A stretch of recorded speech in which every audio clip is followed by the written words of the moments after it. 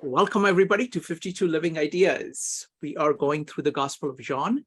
We're going to start with a presentation by Gary, and then we will go to the verses that we are studying. But let's start with the presentation. Gary, what do you have for us? So, folks, the format today is going to be, Gary will be making the presentation, and I will make comments about it, each slide as we go along, and have a conversation with Gary, and then we will open it up for questions and comments from everybody. Please keep track of all the notes. It's quite a rich presentation, so please use pen and paper to keep track of all the notes that you have, and then we will have a great discussion on it, and then we will go to the verses. That's the plan. Gary, take it away.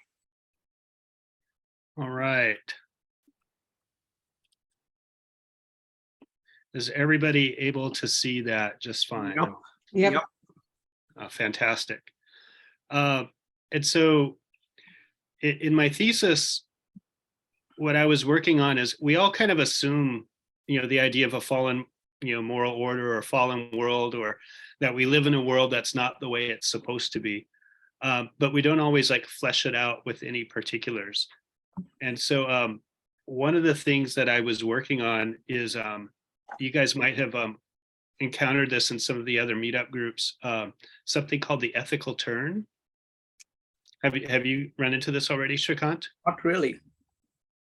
And so you kind of see it in stuff like Black Lives Matter and the Me Too movement, environmentalism, and it's this acknowledgement that even our industries, that all of life, everything that we do, everything, the whole infrastructure of our nation states, they all have ethical implications.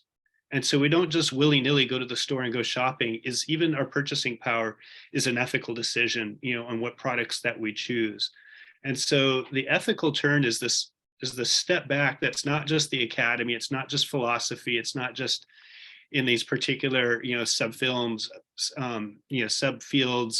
of academics or in college, but it's actually just part of what we live in, is that we're becoming a society that really thinks of the ethical implications of what we do. That's all to say. So when I started doing my thing on the Gospel of John, I devoted a chapter to, there's a lot of research on ethics in period and the moral condition of humanity separate from religious studies. And so I kind of wanted to do a little commentary back and forth on that. Hello, Penny. So I'm going to go through a series of slides, and there's going to basically three themes, three aspects of it. The first is going to the prologue is, excuse me, I'm still a little nervous. Even though I keep doing these presentations, I still get nervous when I present them. This is Gary, you're talking to friends, so you don't have to be nervous. Thank you. So this is building on something that we've come up across again and again, is that the logos, that the John 1:1 says, in the beginning was the logos, in the beginning was the word, and the word was with God. And this idea of the logos is that it's the embodiment of wisdom, and so we see this. I'm assuming that we've covered it pretty extensively in the Divine Feminine lectures also, is just the idea of Sophia and what Sophia is. And so as our very introduction to the Gospel of John, there's this idea of Jesus as the embodiment of Sophia, who is also the architect, who, if not actually creating the universe, is the architect behind it, that God consults wisdom as he lays the foundations of the universe, puts everything in order. There's this tradition that comes, we see it in Enoch. It says that wisdom went forth to make her dwelling among the children of men, but found no dwelling place. And so part of the Jewish sapiential literature is that wisdom tries to come into the world that she creates and can't find a place, that she's rejected. And so John 1:1, or John 1, chapter 1, it begins with a very similar theme, that he was in the world and the world was created by him, but the world did not recognize him. He came into what was his own, but his own people did not receive him. And so from the beginning, we start off with this idea of wisdom being rejected. Wonderful. Can I go ahead and comment on the slides as Yes, we go go along? for it. All right, let's go back to the previous slide. Okay. So one of the things that I find really amazing when I look at the Gospel of John or Bhagavad Gita or Tao Te Ching is that the words have a much deeper and richer meaning. So wisdom is a word we bandy about in modern times too. But again and again, when I look through these, the great ideas, 103 great ideas, again and again, these large concepts like truth, beauty, goodness, wisdom have radically narrowed in scope. So for example, look at the concept of wisdom here. He's saying wisdom is the word of God. It is the word that captures eternal principles. It is the conception, it's holding of all those eternal principles in your mind, reflecting it in your life. It's a profoundly integrative concept. It is not about doing something cleverly. So if I wanted to put it in an extreme way, the concept of wisdom that is used in modern times is closer to cleverness in particular things. The wisdom here is the relationship of the contents of your consciousness with the eternal principles. And that being such an integral part of you that it is reflected in all your actions. It is the eternal principle that created this. He was in the world and the world was created by him. But the world did not recognize him. See, most of us do not recognize the eternal principles. We do not recognize wisdom. He came to what was his own. Now, these were the people who were claiming, who were saying, no, this is our God. But the God comes and stands in front of you and you do not see him. His own people did not receive him.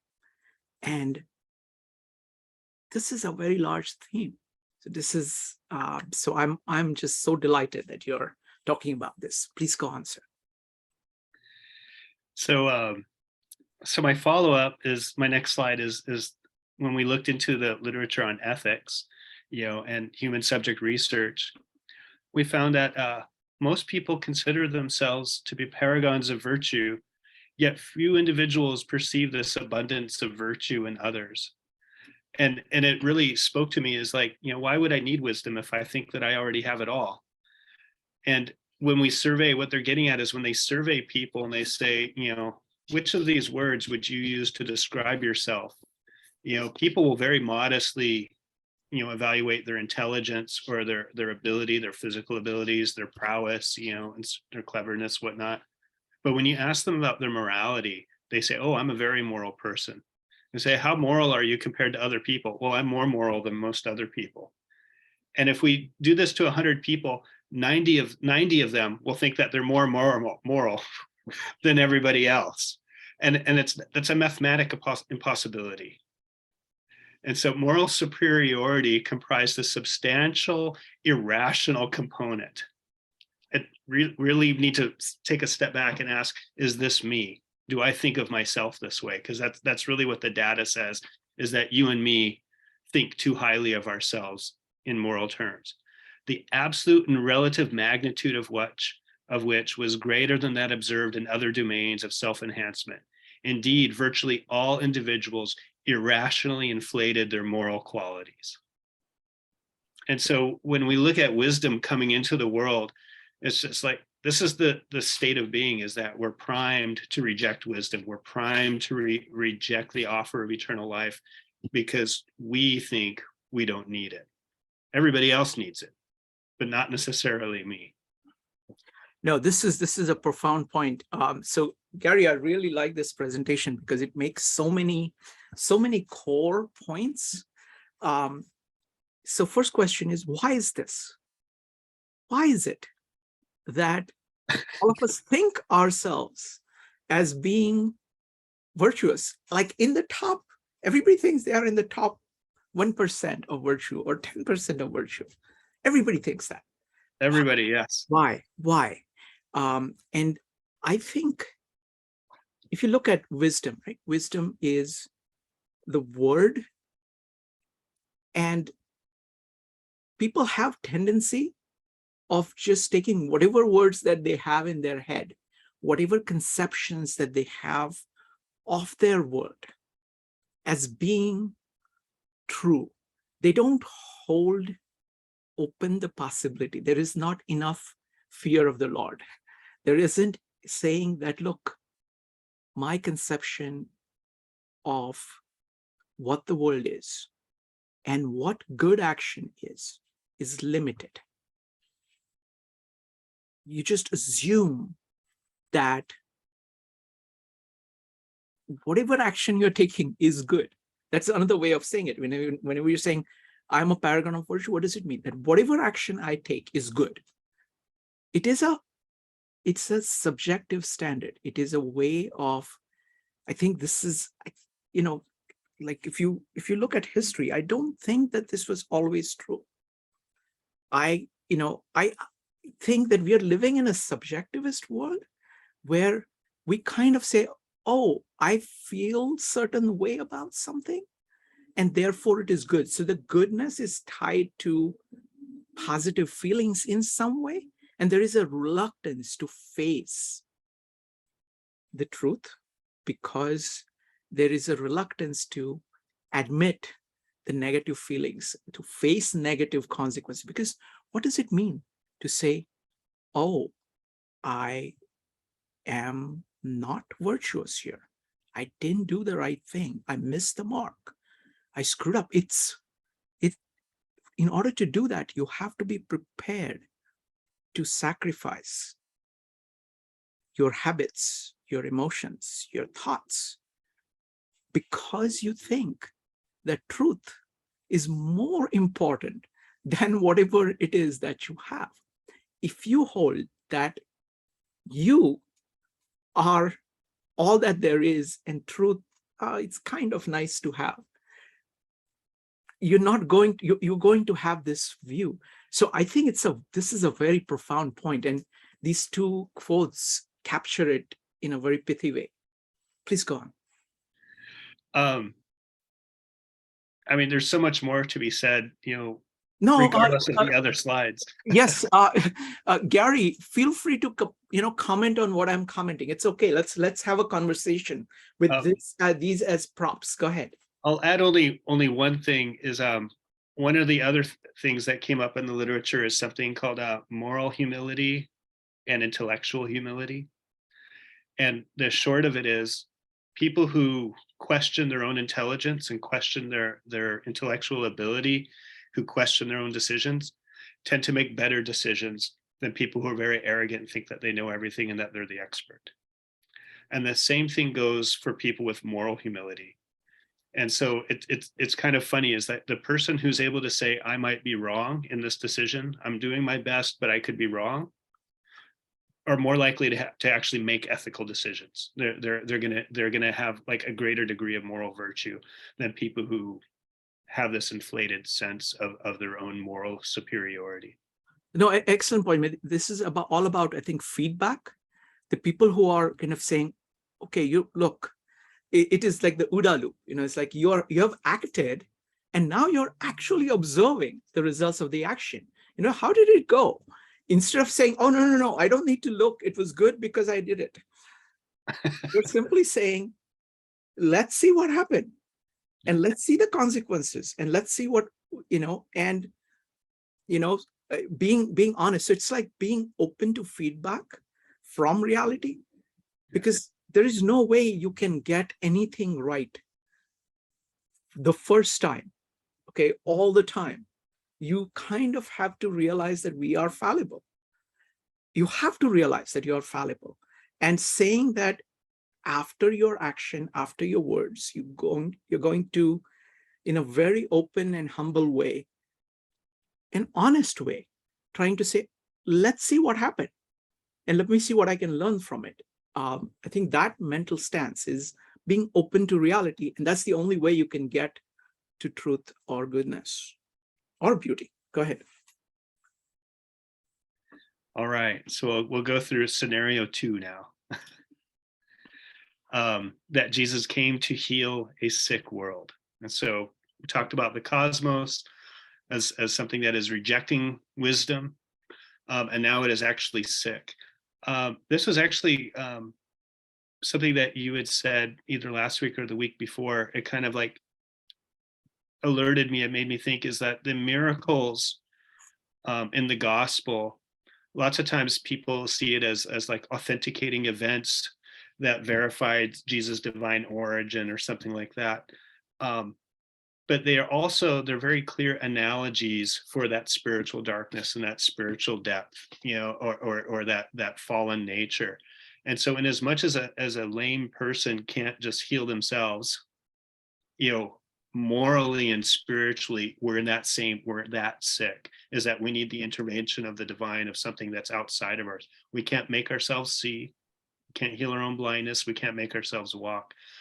We all need help in this world, not just physically, but spiritually also. And I think that's a better way to look at the miracles and the signs of the gospel as this kind of an analog. What I have in this slide is simply, this is the New Colossus, which is the poem that many of you are familiar with, is the plaque underneath the Statue of Liberty. And this it's intentionally referring to the Gospels here. It's like, come to me all who are weary and heavy laden, and I will give you rest. Is they're evoking the Gospels, and the Statue of Liberty is saying, give me your tired, give me your poor, your huddled masses yearning to be free, the wretched refuse of your teeming shore. We're not saying we only want the best. We want your most undesirable people from everywhere. Send them. You're homeless, the tempest tossed, to me. And it's this really, it's a beautiful, beautiful poem. And so I just have here, since we're doing Gospel of John, is here a great number of disabled people used to lie, the blind, the lame, and the paralyzed. And this is the scene where Jesus walks up and he sees a man who's lame, and he says, do you want to be healed? And he's like, of course I want to be healed. But there's nobody to help me into the waters when they are stirred. Somebody else is going to go before me. There's no way I can be healed. And so he's asking for help. Okay. So this is my hometown. So can we go back to the previous slide? No, just kidding. I can. Okay. So this is my hometown, New York. This lady stands only about 2 miles from where I am. And see how radical a statement this is. You're not saying, give me the best that you have. You are saying, she's saying, give me anybody. Give me anybody. It doesn't really matter. But the most important line here is yearning to breathe free. That is Jesus asking, do you want to be healed? And actually the answer for most people is no. Because compared to the previous slide, if most people are not moral and think that they're moral, okay, no, we can come back. I just wanted to compare it to the previous slide, because what happens is that the idea of health is a crucial idea here. And don't forget the lamp that she's holding up. It is basically freedom. It is inner freedom. It is your consciousness. It is yours freshly looking at the world and getting that wisdom to transform your life. That's all that is being offered, and that's what is being offered. Both, all that Jesus offers is that spirit, and he's asking, do you want it? And that is a tremendous responsibility. It's like having that inner light within you. It is like transmitting that torch, the light from that torch into your own soul and rebuilding your life. So it is a very profound message about the human condition here. It is saying it does not matter where you are. Are you trying to breathe? Are you trying to see? Do you want to walk? That's all it is asking. And if you want to see, if you want to breathe, and if you want to walk, then you can. That is the idea behind America. That is the idea behind the gospel. Please go on. Thank you. I didn't realize it touched you so much and so personally. No, this is I am an immigrant, and there is something profound about immigrants that people don't realize, that you leave everything that you know behind to go to a place that you do not know. And it is very hard. Many times you do not know the language. You do not have any social network, and you build everything up. That attitude of saying that I will build things up when I have nothing, that is the heart of the American dream. So American dream is sustained, rejuvenated, and resurrected by immigrants doing this. It is very easy to be in the position where you say, everything in my life is good. I have all the stuff I need, and I'm the most virtuous of all people.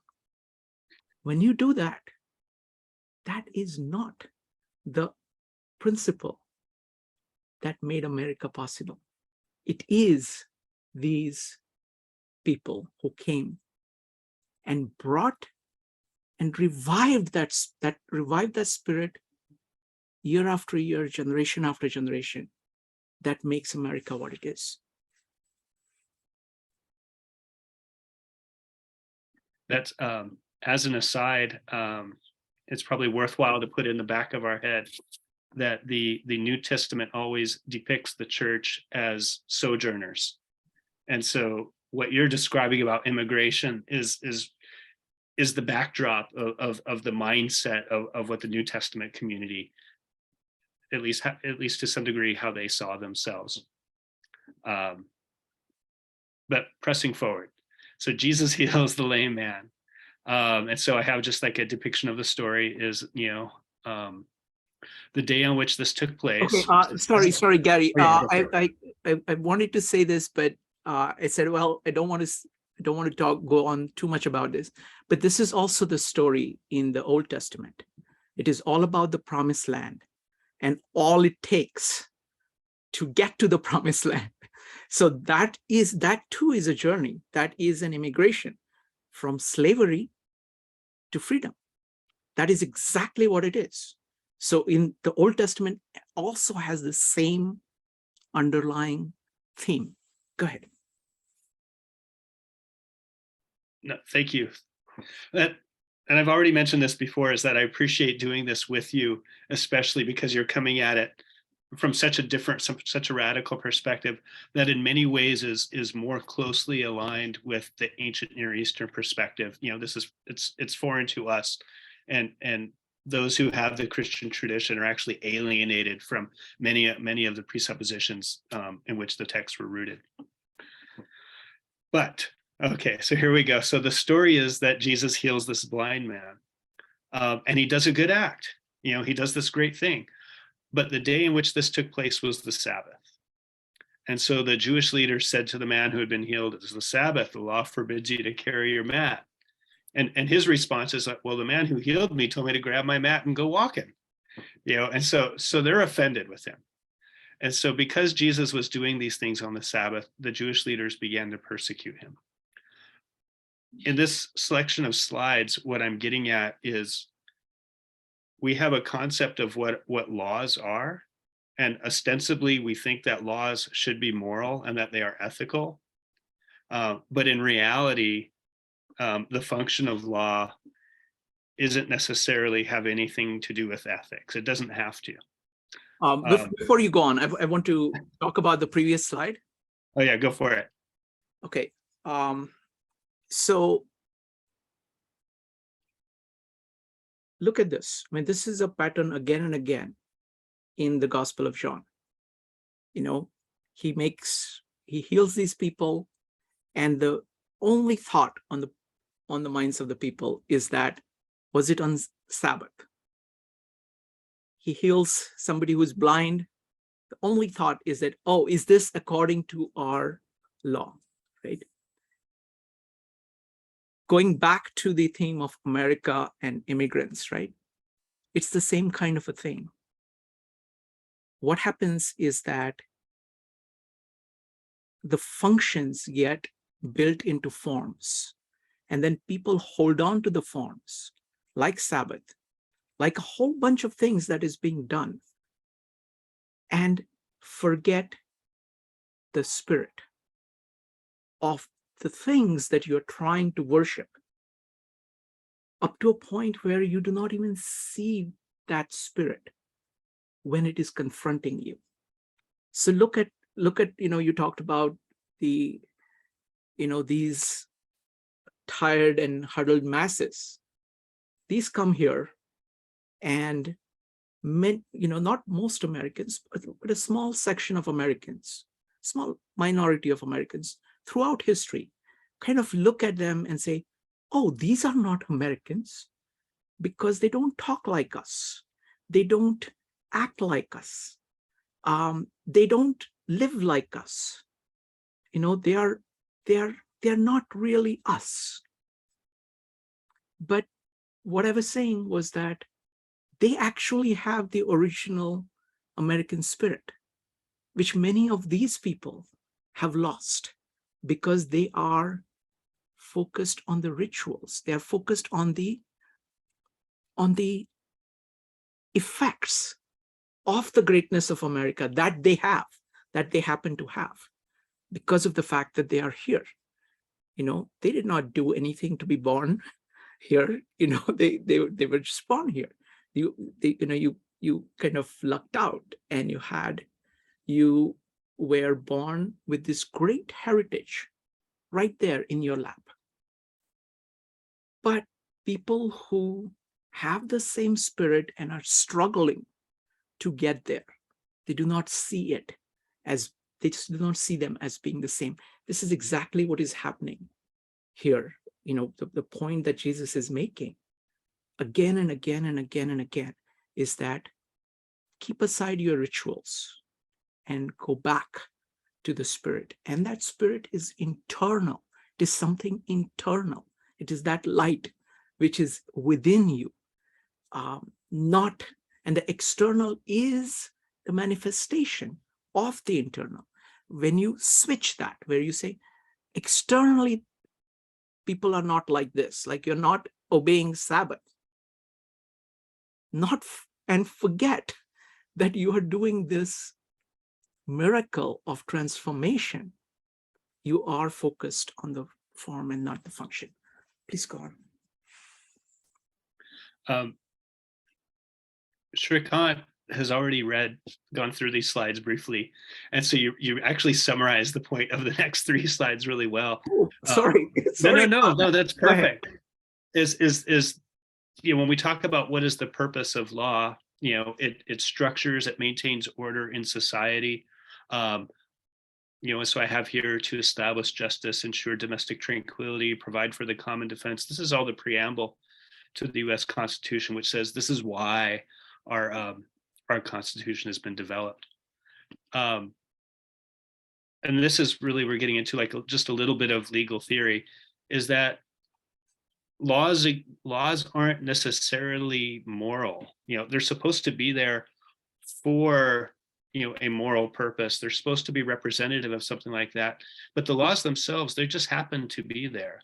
And it's easy for us to forget why they're there. And that's the point that Shrikant was making. And that's the point that Jesus makes. He says, the Sabbath was made for man, not man for the Sabbath. It's the other way around, and he gives examples of like what the Sabbath is supposed to do for people. It's like if your ox falls into a pit on the Sabbath, aren't you going to go pull it out?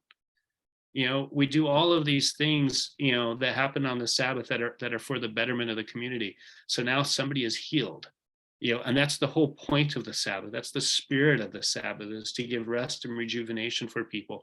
And so now somebody is healed on the Sabbath, and you're complaining about it being a violation of a rule. You're missing the whole point there. And that's really kind of what's going on. That's part of the second chapter in my thesis, is about how we get caught up on laws and rules, and we forget, we think that we confuse them, like you were saying, the form for the function. And that's the difference between law and ethics. Ethics is about asking the hard question: is why is this law here? Why should I behave? What does it mean to be good, and why do I do it? In biblical ethics, New Testament ethics, we're asking the question is, what does it mean to be good, and what is the nature and character of Jesus? What is the nature of wisdom? What is the nature of God, and how do I embody that in myself? Not do I follow this rule? Yeah, that's but so much of our lives are really, especially religious people, it's do I follow this rule or not? And we argue over whether or not you're following this rule. No, the deeper question is, what is the nature of the divine, and how do I embody that? And then we can talk about the rule afterwards. Yes, Shrikant. Wonderful. Thank you. So now this is again a profound point. The word law, comes from the word nomos. Nomos means foundation. So it's really beautiful to trace these words. So nomos is foundation. When you say you are liable, liable comes from being tied with ropes. So you're tied to the rope. So that's the origin of the word law. Now, there is another tradition. See, there are two different traditions here. There is a beautiful work by a gentleman called David Hackett Fisher called Liberty and Freedom, which does a fantastic job of describing this. And these two ideas are very different from each other, liberty and freedom. And, we kind of use them interchangeably, but they actually have completely different origins. Liberty comes from Southern Europe, like Roman, and freedom comes mostly from kind of North and Northwestern Europe. Freedom has the same root as friendship.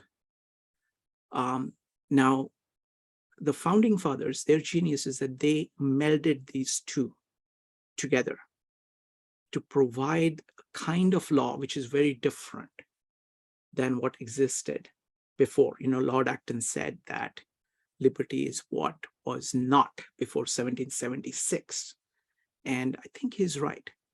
To just illustrate it, let's look at the Declaration of Independence, which captures this point in the most powerful way.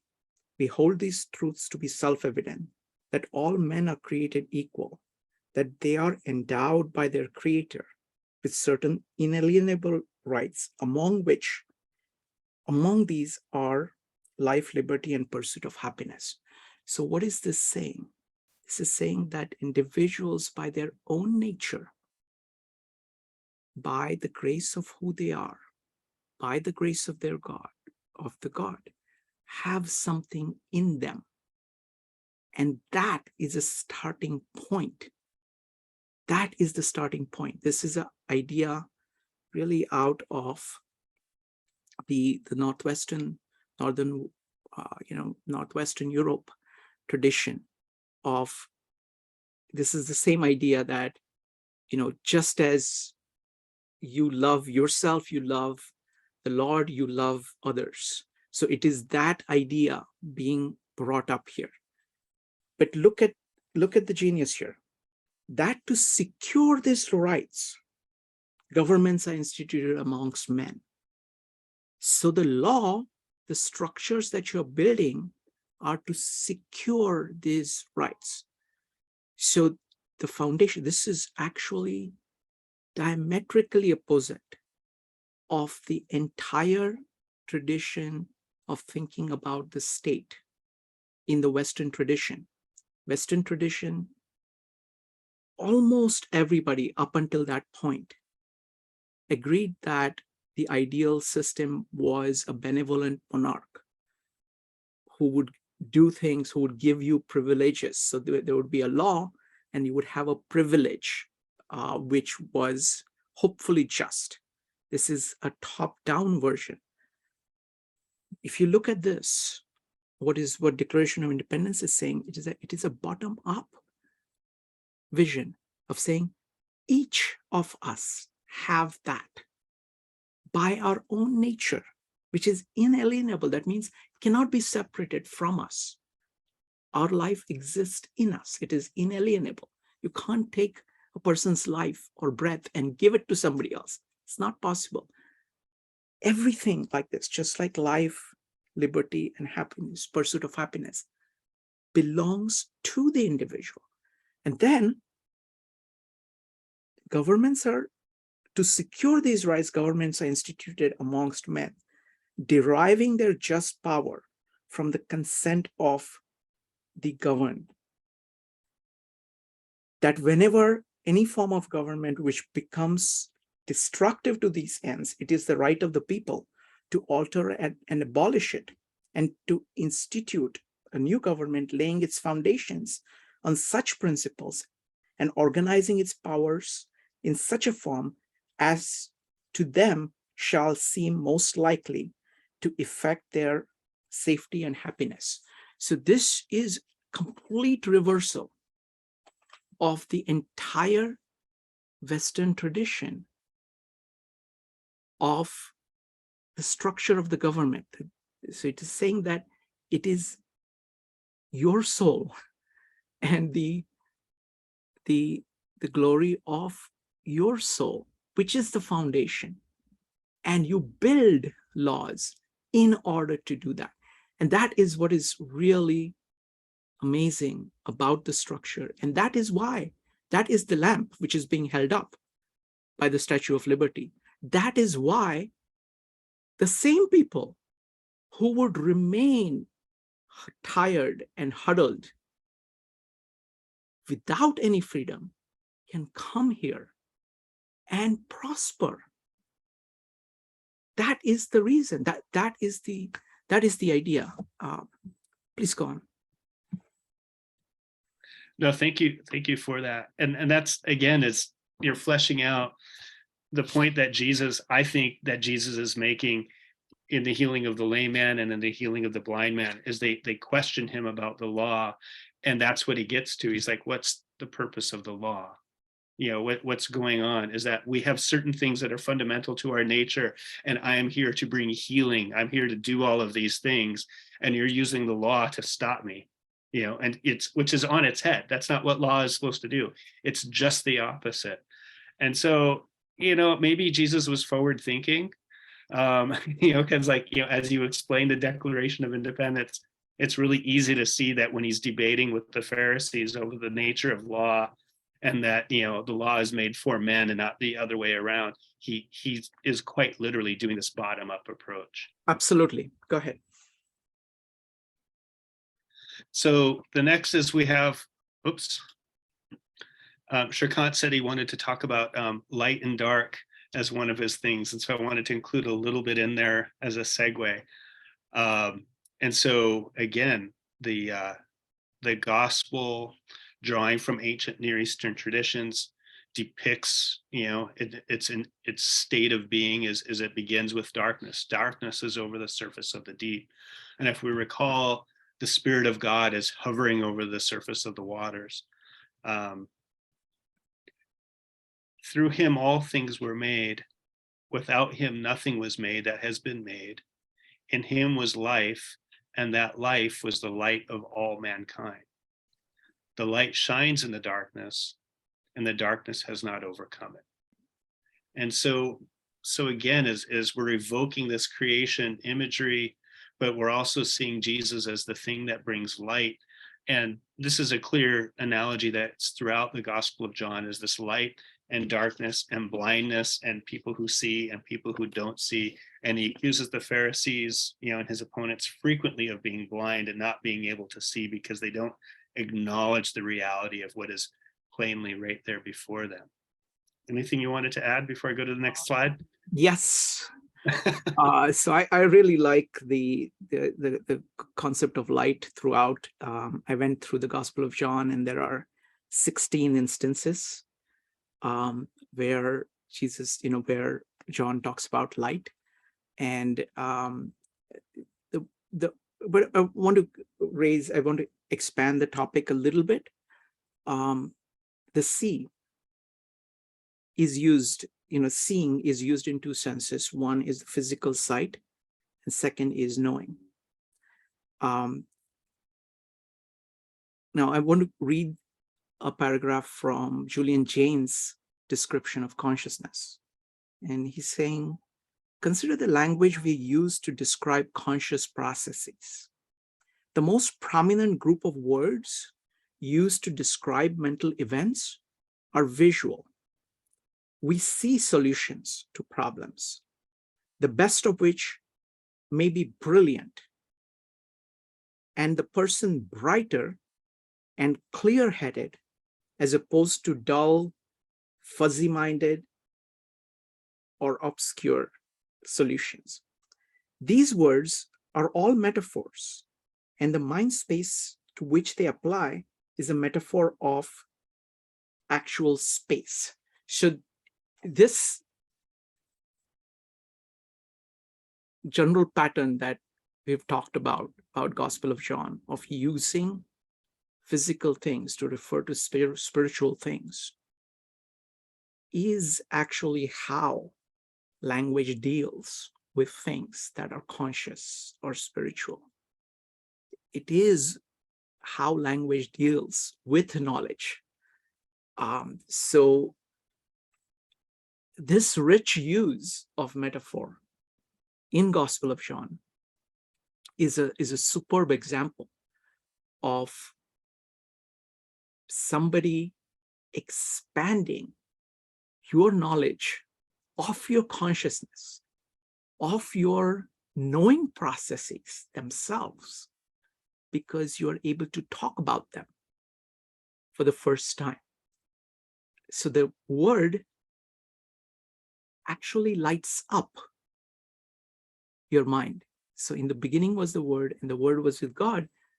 The Word is God's consciousness of himself. So what is between the Word and God is consciousness. It's like he is conscious of the Word, and the Word is conscious of him. That correspondence, the analog between the thing and our word for it, which is this light field and is the source of the spiritual life, of life that human mind, human spirit can make, which is much higher than the life we have by the grace of being just animals. This gives you a kind of life, a spiritual life, which is based on understanding of being able to see. Instead of being just reacting to things physically, we are able to see things broader, deeper, wider. We're able to see through time that way, plan things out. So this light metaphor is the deepest metaphor, is one of the deepest metaphors that we have for consciousness. There are other metaphors when you say, like you can continue by saying that you can think of yourself as walking and moving, like you have a grasp of things, you have a viewpoint, you grapple with something, you have an approach to a problem, you seize together or comprehend a problem, and so on. So there is a lot more to these metaphors than what we are talking about. Please go on. One of the beauties of, with the Gospel of John is that it's situated, within this broader, this really huge tradition. And so the light and the darkness, beyond being a metaphor simply for seeing or understanding or whatnot, is also evoking its own historical, and that's what I have here with Genesis 1 and 2. It's evoking this. There's too much that I think if I spent my whole life studying this, even just the light and the darkness aspect, I would never delve the depths of it. Is because it's so beyond. There's so many analogies being pulled into it. But isn't that amazing, Gary? I mean, in a sense, that's what language does. What does, I mean, that's what language at this level does, because what it does is that it's so rich in metaphors. It is so rich in what is called paraphrase, which, like, paraphrase means that it's like the terms that Julian Jaynes uses is like a metaphor is comprised of metaphor. That means something that you know really well being used to describe, which is a metafriend, to describe a metafriend, which you don't know that well. So for example, take grasping, hand grasping something is a metaphor, what you know well. Now your mind grasping something that you do not know that well, that is the metafriend. So you're going from here to there. But in addition to that, there is paraphrase, that means there are some aspects of the grasp, like how tight is it, that it feels that it is in your grasp, that those characteristics gets transferred to the thing that you're thinking about. And as you explore this further, you see more and more. And because this is like a constellation of metaphors, trying to get at who we are, what is our nature, or what is the nature of God, and how do we go towards God? The topic is so rich, and these words are so beautiful and powerful that every time we go through it, we see new connections, and that is all built into the word itself. So absolutely, I have the same experience when I reread it. Go ahead. Again, I'm going to move on, but like just as a quick aside, in the opening just sentences of Genesis, it's making references to the Egyptian creation myths, the Sumerian creation myths, and the Babylonian creation myths, all mixed together, in addition to the creation epics of the Canaanite peoples. And so beyond the use of the language as such, there's also like these huge tradition, historical traditions that are being ripped into the text, that it's being compared and contrasted with, so we might recall the Egyptian creation myth, but it describes it differently with intentional contrast to say, no, it's not a tomb that does this, it's Yahweh that does this.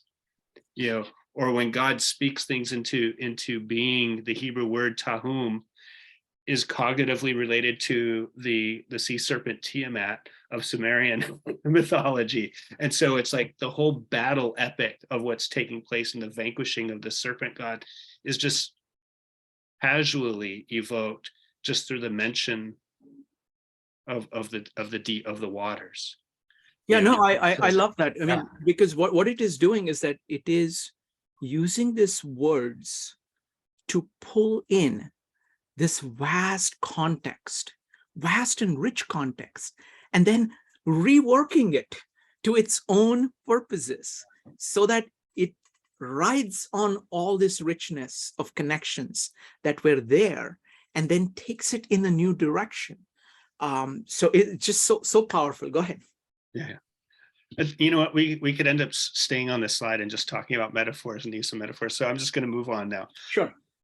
So Jesus heals the blind man. And he says, night is coming when no one can work. And while I am in the world, I am the light of the world. And the man's parents feared excommunication. They were afraid of the Jewish leaders who already had decided that anyone who acknowledged that Jesus was the Messiah would be put out of the synagogue. And so we have this scenario of intentional blindness of what's taking place. You know, the blind man has been healed, he can see, and this is something that's unique to the Gospel of John, but is pervasive through it, is he talks about unbelief not as just simply a revelation of knowledge that you didn't have before, but as a willful act. They choose not to believe. You know, they see the evidence before, it's obvious of what's going on, and they choose to reject it. It's a conscious decision. And so there's two different aspects of it. In the Gospel of John, that form of unbelief, that's what he means by sin. The moral failing, whatever that happens consequently, is rooted in this conscious decision not to believe. And that's the primacy of faith when we talk about, you know, what is the key to moral virtue or to becoming a better person? It's to have faith in the abounding love that Jesus has for us, you know, the abounding love of God that's being showered out. Is if we have that level of belief, if we accept it and embrace it, that level of faith, then the virtue just comes flowing out abundantly. Yeah, no, that's You want to say anything before I go to the next slide? Yes. I like talking to you, Gary. So another point I want to make here is the connection with the society here.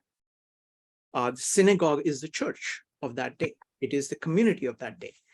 And look at what is being said. So it's like, these are the people. I'm going to try to find the quotation here is about, in this chapter, like, now that you say that you can see, the sin is with you. So if you could pull that up, Gary, or anybody else that would appreciate that.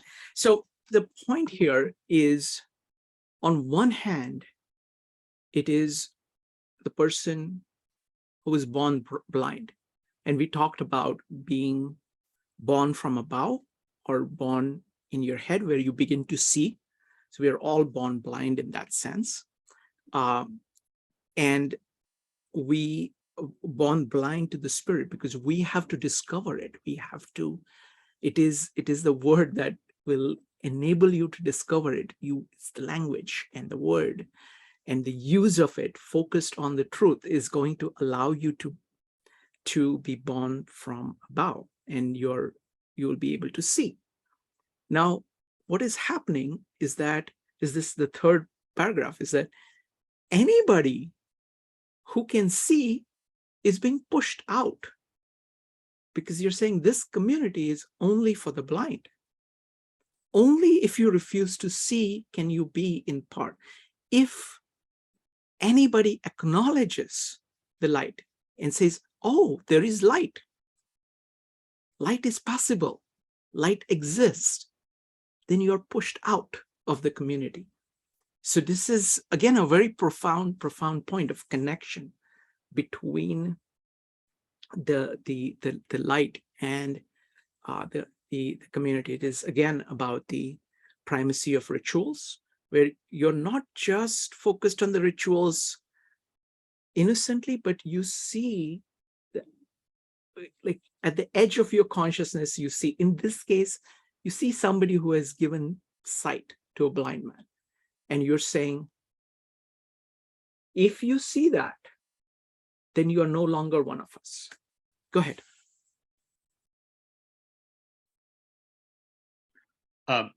Probably the clear correlation that most of us are able to quickly evoke is in the synoptic gospels, where Jesus says, if a blind man leads a blind man, they'll both fall into the pit. And so I love it when you say, here we are, the synagogue leaders, they're depicting it. It's a community for blind people. Only blind people are allowed in here. We want to allow people to see. And so that is, there might be an intentional evocation of that synoptic parallel. Did you find the verse you were looking for?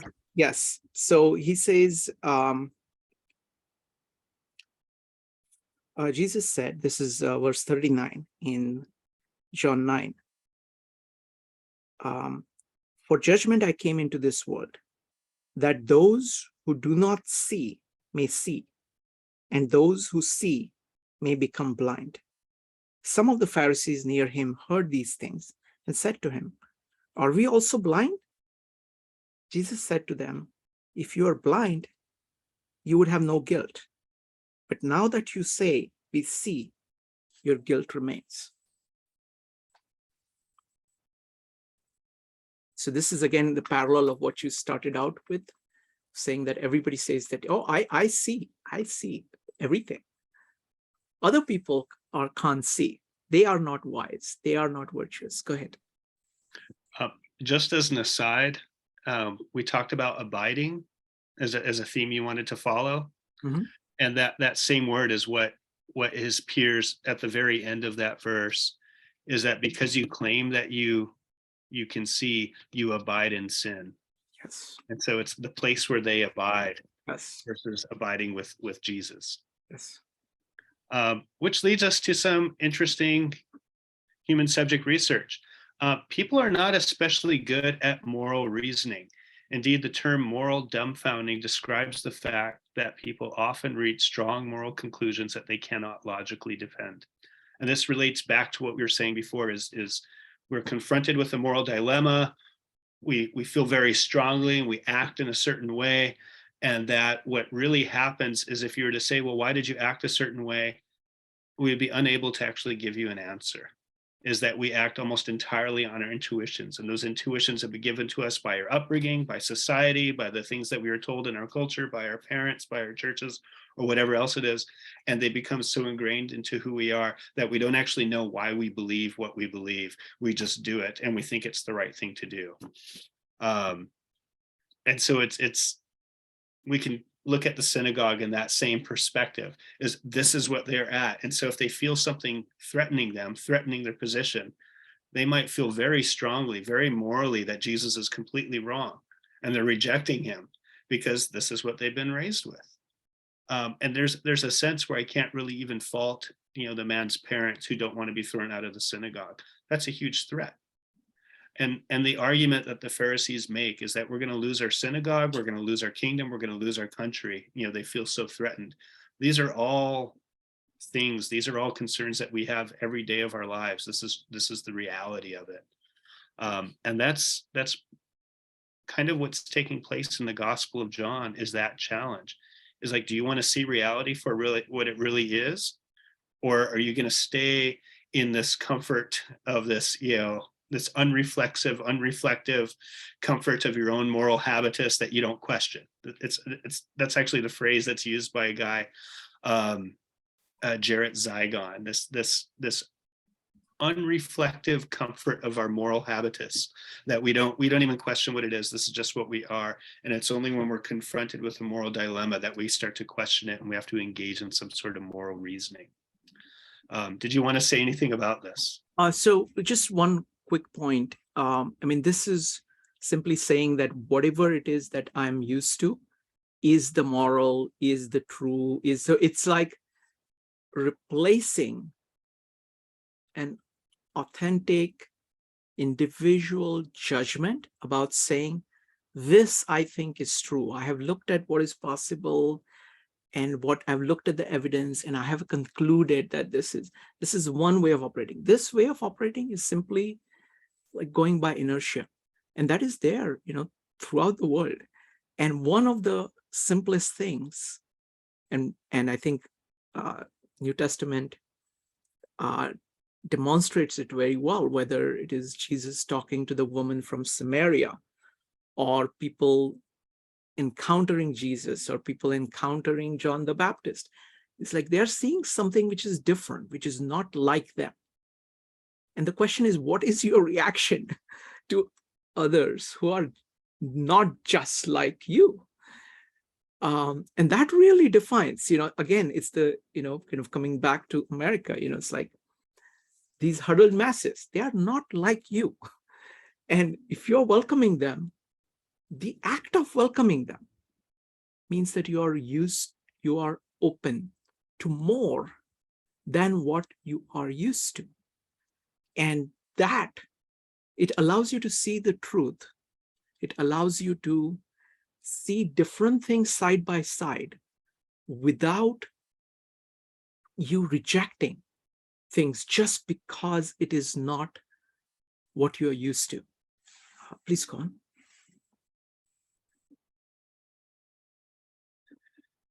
And so I'm just going to kind of like, now this is the home stretch, is a comparison of the Stoic virtues, which were very common first century, probably since at least Aristotle. I think Aristotle identified the same virtues that were then later adopted by the Stoics. And this became part of the Greek philosophical tradition of prudence, wisdom, courage, justice, and temperaments. But they're all understood as internal states, as perfection of the self. When we get to the divine virtues that are pulled from Exodus 6, and this is kind of significant, is that the divine virtues end with this phrase, abounding with love and faithfulness, and they're recalled in John 1:17, grace and truth came through Jesus. He's pointing back to them. And so I think in church history, we talk about the cardinal virtues of faith, hope, and love. In the Gospel of John, he's referring to a certain set of divine attributes that come from Exodus 6, saying these are the virtues that Jesus embodies: compassion, grace, being slow to anger, being loyal and steadfast love, being faithful. These are also very similar to the fruit of the Spirit that we see that Paul talks about in Galatians later on in the epistle to the Galatians. This idea of a fruit that's born from a tree, Old Testament all the way into New Testament. It's a repeated metaphor again and again and again. And it places the moral action in the tree itself, not in the fruit. And we're back to like a virtue type of a virtue ethic, where it's about the cultivation of the tree, and then the fruit just comes naturally. You have a good tree, this is Jesus' own words, it'll produce good fruit. Good fruit does not come from a bad tree. And a good tree does not produce bad fruit. They go well together. And so it's easy for us to get caught up in what does God want? For us to do good things? No, he wants us to be good people, and then the good things follow naturally. What I want to point to is that the divine virtues, they're all outwards facing. And that's one of the biggest distinctions between the Stoic virtues and the divine virtues, and that they're summed up in this command to love. The whole law and the prophets are summed up in love one another as I have loved you. And so it's not just me being a good person. It's like the virtues that it's exactly what you were describing when you talked about attitudes towards immigrants, being open to embracing that different thing that comes at you that is unusual, that you don't understand. That captures the point of what it means to love, is being this open and receptive thing. By analogy, and we see this again throughout the Gospel of John, is the idea that Jesus says, that there'll be like a stream of living water will well up out of their belly and flow out. It's this filling the desert and bringing water. He says that to the lady at the well also. If you take the water that I give, it'll spring up in you, and you'll never have to thirst again. These outward facing virtues bring life to everyone and everything that's around you. It's not just about your own moral cultivation or your own perfection. You're becoming something that is a blessing to everything and everyone that's around you. And this is my last slide. Love one another as I have loved you. This is John 13 in our farewell discourse. Romans 13 is the same thing. Owe no one anything except to love each other. On these two commandments depend all the law and the prophets. And then Matthew, the synoptic, says the same thing. Love the Lord your God. Love your neighbor as yourself. All the law and the prophets hang on these two commands. Thank you. I really like this comparison between the Greek virtues and the Christian virtues, and the way. I mean, my understanding of this is of course limited, but the way I see it is that I always think of it in terms of what is it that remains what of the Greek virtues are being carried into the Old Testament and the New Testament, or mostly the New Testament, and what is new. And I think love actually captures what is new in the New Testament, because it is focused on community. I mean, I do think that the Stoic virtues also have an external component, like justice, for example, courage, have external components of what you're doing, acting in spite of fear or being just to other people. So there are external aspects of that. But the thing that is missing is, it is like justice at a much deeper level. Like love, it's saying that you love. It's like the namaste principle. You're saying the God in me greets the God in you. Now, that is a far more fundamental relationship between people. And that's the kind of relationship that love one another like you love yourself and like you love God, is being talked about. And that, I think, is something new it is there in the Old Testament, of course. The thing is that all of these things are there everywhere, but it's a question of the emphasis. Like the law part is emphasized, whereas grace and truth is emphasized. And the truth part is also crucial to it, because what you're saying is that you can learn, you can know about God through the word. If you can see the word, you can move towards God. So it is putting that locus within you, saying, do you want it? Do you want this? If you want it, it's there, it's yours. Such an amazing presentation, Gary. Now would love to hear what anybody else thought about this whole thing. Go ahead and type an exclamation mark if you'd like to comment on anything. I'm going to start with Evanique. Evanique, go ahead. First of all, Gary, great presentation. So much to think about. Shrikant, thank you for your contribution. This is amazing. So I just wanted to comment on when Gary started the presentation and he said what Jesus came to save, or who, and listening to the whole presentation, it's just so clear. He's saving people that wants to be saved. He's saving people that are seeking him. That's it. They don't even have to know what they're seeking. They're seeking something different. They know that the life that they're living isn't it. And that's it. And then it's just a curiosity. And I think about that in life. It's like being curious. When Gary talked about the ethical turn, and when it becomes part of what we live in, and there's a society that's concerned with ethics. And I think about that, and I think about the whole presentation is, I think I think of it as almost virtue signaling sometimes, when you think about people who are so ethical that there is no room for error. And I think most of those people intentions are good, but they've gotten lost in the form rather than the function. They've gotten so lost in the form that you can't speak your opinion without being afraid to mess up. And the function is people, like we're supposed to be, loving each other and being understanding of each other and accepting of each other. And yet we use this tool called ethics to tear people down. It's the form has gone ahead of the function. When you're focused on the form. I think of logos and I think of wisdom Sophia. Gary, actually, we have not covered that in the Divine Feminine.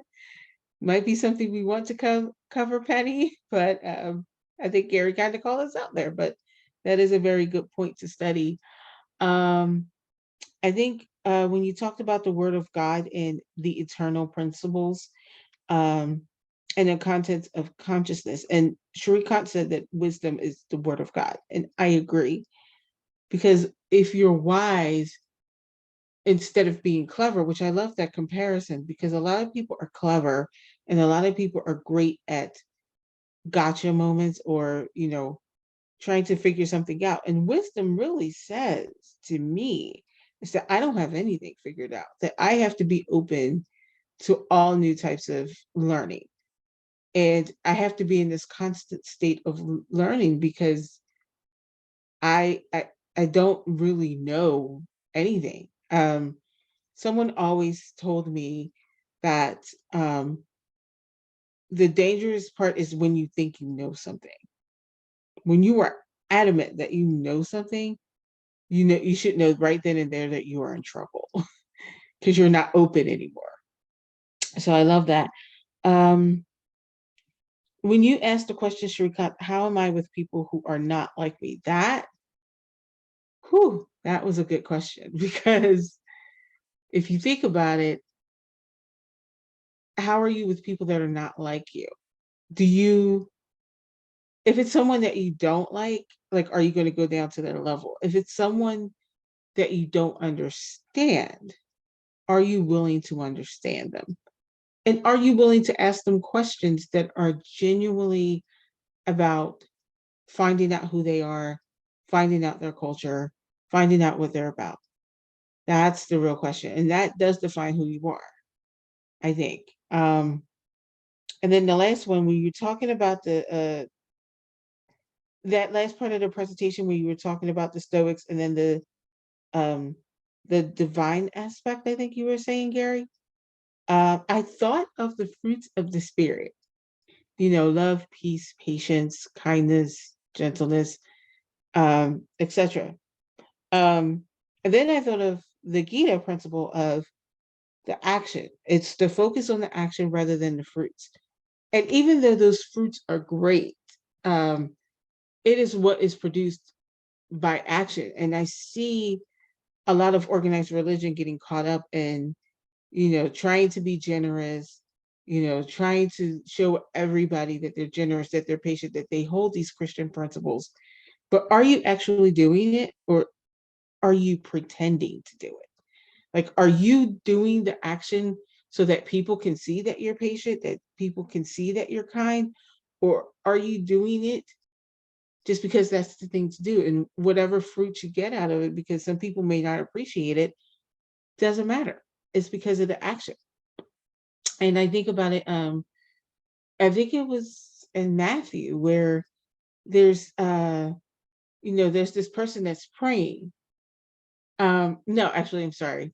The Gospel of Matthew where it's about, pray in secret, do not pray in public like the Pharisees do and show everybody how righteous you are.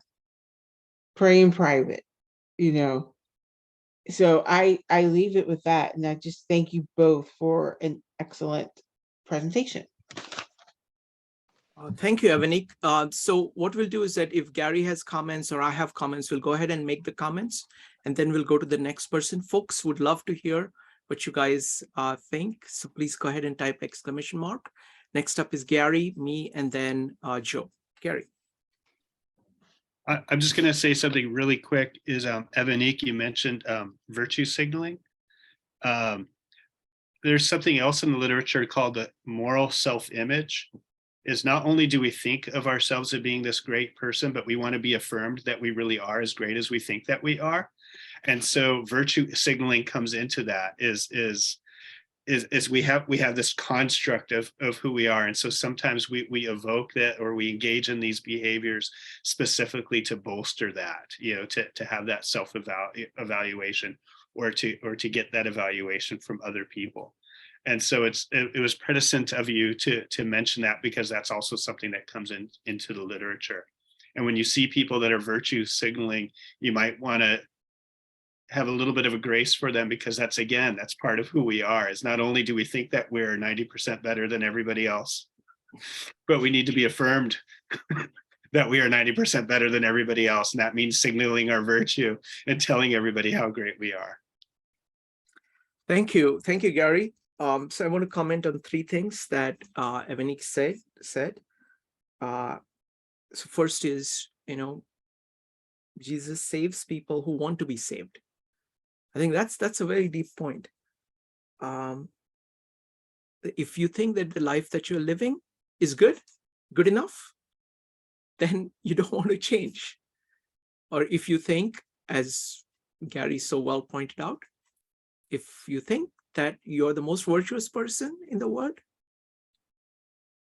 Jesus has nothing to offer you, because you're saying, oh, I'm actually doing very, very well.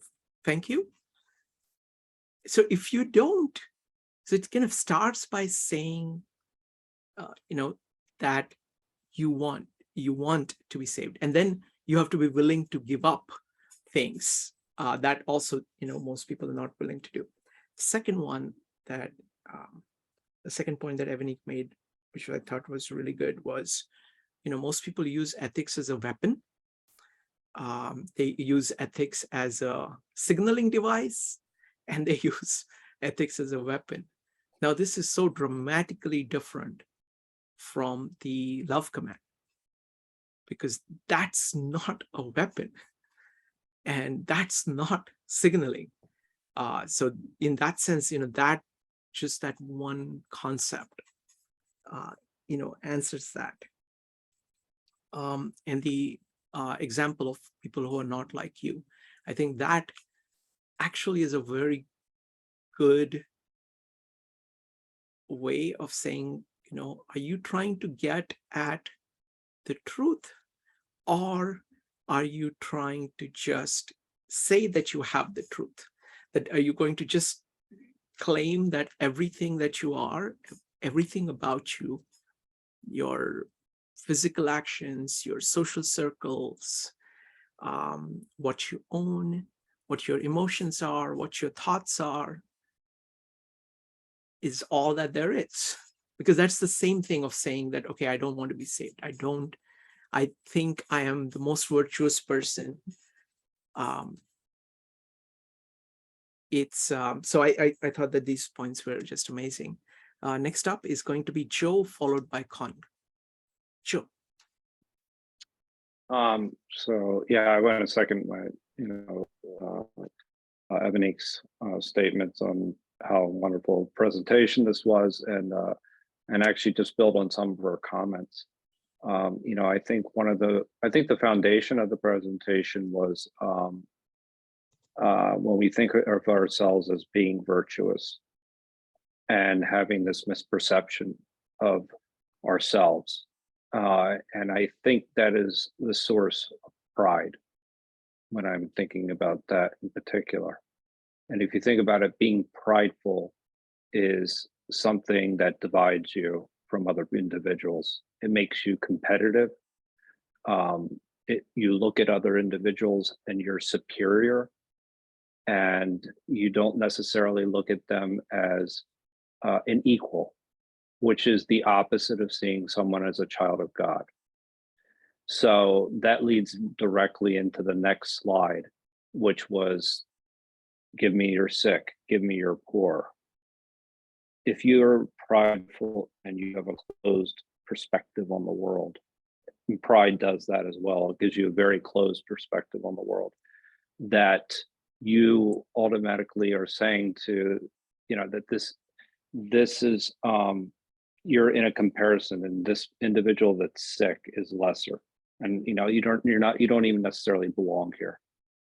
So this kind of open and loving attitude that Christ provides us with is being overridden. And we actually see this with the apostles themselves. We see this with Peter, who said it many times: Lord, you shall not wash my feet. I know better than you. That I know I'm superior in this particular instance. I would never betray you. These are all sources of pride that lead us down roads that we never thought we would go. So I think that was that is one of the most important parts of the presentation. I also appreciated this distinction between laws and morality. I think that that's a very important distinction. Or law and ethics was actually how you referred to that. Very important. Laws are there to instill a certain amount of order to society, and promote a certain amount of harmony. However, that doesn't make them always just. That doesn't always make the laws,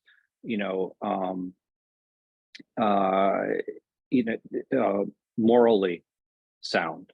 In which case, this is where faith allows you to challenge. And if you even look at many of the civil rights movements, they're based in, these are faith-based movements many times. So that if you think about that, they're challenging things based on their moral perception of justice, and not the laws that were unjust would be the right way of saying that. Let me see really quickly. As far as light and darkness comes back again here, I see how pride is a closed perspective on reality, and it prevents you from acquiring more knowledge. And I think that that's the into the light, where what is accessible to us is knowledge. Part of it, that's wisdom that we can gain. And this wisdom is fundamentally, I think, rooted in seeing everybody as whether it be this in the Bhagavad Gita, seeing the God in everyone, or seeing everyone as a child of God. And that means having knowledge of the world, I would say. Really quickly, I would say I slightly disagree with the Stoic virtues being totally inward. I see them. I do have an agreement with. I have to think about the love component, because I think that is interesting. That I have to consider that deeper. But I look at the Stoic virtues as fundamentally outward. I think that when they can be used for inward formation of your moral compass, and it often is, and it can be used. It's been proven to help people in that regard. But if you really want to talk about Stoicism, I think it's comes down to being cosmopolitanism and okiosis, where you're becoming more self-aware, and that you understand that you're part of a greater whole, and that greater whole, and you're socially responsible for the individuals, just like I'm my brother's keeper. So just like as Christ commands us to take care of each other, our neighbors, and to love our neighbors, I fundamentally believe that that's really what Stoicism's all about. And I do think it gets distorted, but I will say that the love emotion per se is probably something that is not necessarily there, which is kind of where the Gita and the Bible that comes in, and even Dante, I think it really came in. That this, faith, hope, and love. Loving it's an emotion, and it's deeper than it's irrational sometimes. So in that sense, that may be a difference. Anyway, that's not the point of the whole discussion. That's not the point of what we were talking about. but anyway, I would just wanted to say that there are many Stoic parts of the cardinal virtues that I think that very much align with everything that we talked about. Anyway, fantastic. I'm starting to enjoy this evening is a lot. It's something to look forward to. Thank you, Joe. Gary, would you like to comment? Yeah. I was actually just sent Joe a message that I kind of agreed with him on the Stoic virtues. I didn't know how to. It stood out to me that there is a greater outward emphasis in the divine virtues than in the Stoic virtues, and that it was a more just that there was a greater emphasis. But beyond that, yeah, I also noticed that Joe likes to bring it around to pride, and you've mentioned it a few times in your comments. And I agree with you. And that was part of what I was doing in my thesis. If you guys can hear in the background, my tea is ready, so I have to go get my tea. but yeah, that's the idea of the research was to put some flesh on the bones of pride. What does pride actually look like? This willful blindness, this refusal to acknowledge that I might be imperfect. And that's really what I was kind of getting at. Thank you. While you get your tea, so I want to comment on a couple of things that Joe said. So firstly, regarding the virtue and pride, I really like how Jesus talks about his Father, because he's always saying, look, I'm just doing what my Father told me. I'm just, I'm just a conduit here. That is very different, because you're saying that, like, instead of attaching your self-conscious, a self-concept to what you have come up with, he's attaching his self-concept to his Father.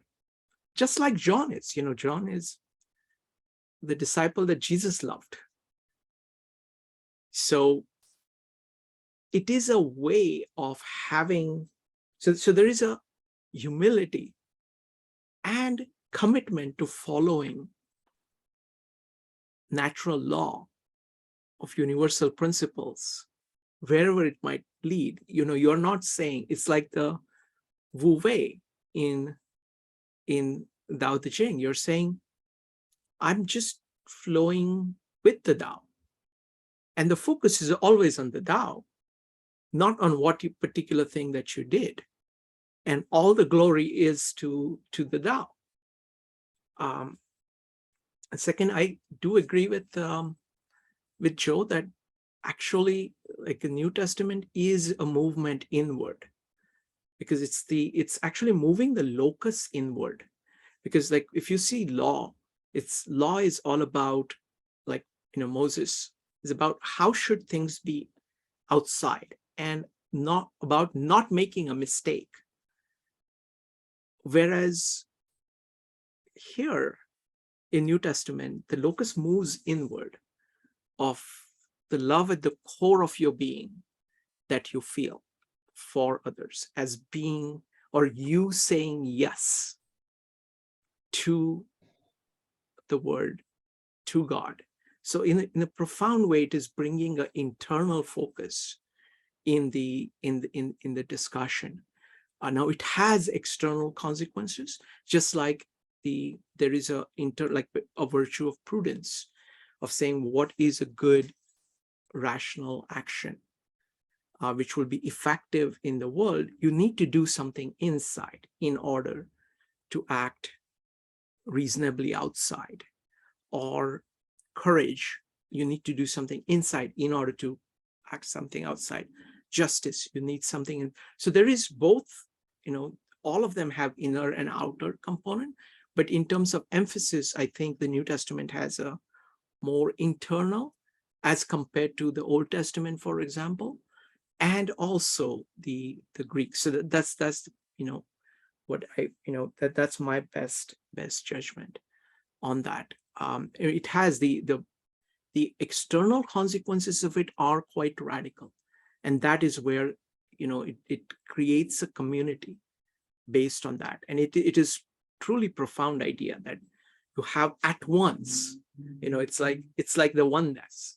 It's like it's the oneness between the word and the truth. It's the oneness between you and your word. It is the oneness between the word and the flesh, the actions that you take. It is the oneness between you and the other person. So there is this oneness that the integration that is built, which is just amazing. It's actually far more easy to grasp in the person of Jesus than, I would say, the Stoic virtues or the virtues of Aristotle. I mean, there are people who embody that, but the way in which Jesus does that, in the combination of all of these things in an integral way, is truly, truly stunning to me. Next up is going to be Connie, followed by Penny. Connie. Yes, I gave most of the thought, frankly, from the first slide, Gary. And by the way, just wonderful homework you put together for us. Beautiful. Morality. I got hung up on that because it's such a broad word. I know what it is, kind of, but I wonder, what Jesus sort of thinks it is, or would say it is. So I just looked it up. Principles concerning distinction between right and wrong and good or bad behavior. So I would have put myself, Gary, in the 80% of saying, yes, I'm moral. The more I thought about it, and the discussion, that's why it really hit home, is I have a very low tolerance for people that get in my way, like in the grocery store, or, they don't move out of the way on the escalator, they stand at the bottom and talk. And I have a hard time, coming from love sometimes. So, but since I've been studying with this group, I'm more aware of what Jesus wants. And just the fact that love one another as I've loved you, being the commandment that he added, that is, I don't know when people think that when they think of morality as a bigger thing. Like I think of myself as moral. I don't steal. I don't, I'm not adultery. So I think that's what people think. So I think Gary is going towards Jesus's way of loving one another and recognizing and saying, I'm like me saying yesterday when I lost my temper a little bit at someone in another car in front of me at McDonald's. If I recognize that I wasn't coming from love, it's kind of my responsibility to my belief in Jesus and my accepting him and him loving me and me loving him is to work on that. And if I continue in this bad behavior, even if it's something small or not, not coming from love, I would be considered not to have a very moral high compass, right? Which is okay. I mean, I get the understanding more, I think. So Gary, what are your thoughts or someone else on that? Go ahead, Gary. Let's see. Can I share screen? Wait. Yeah, can I share screen? Of course.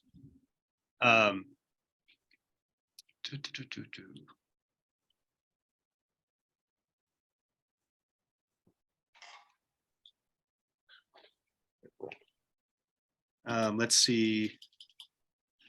Don't tell me you make new slides on the fly with as I did. No. I'm gonna go back to the can you guys see that slide, the slides? Yes. Yes. So this is kind of answer your question. This is something I was working on. If we talk about morality in a broad picture, most moral systems are trying to strive for something called the good. Right. And the good is this really wonderful, simple concept that nobody can adequately define. Nobody agrees on it. No, I mean, so it's like we all want to be moral, but we can't agree exactly what that means to be moral.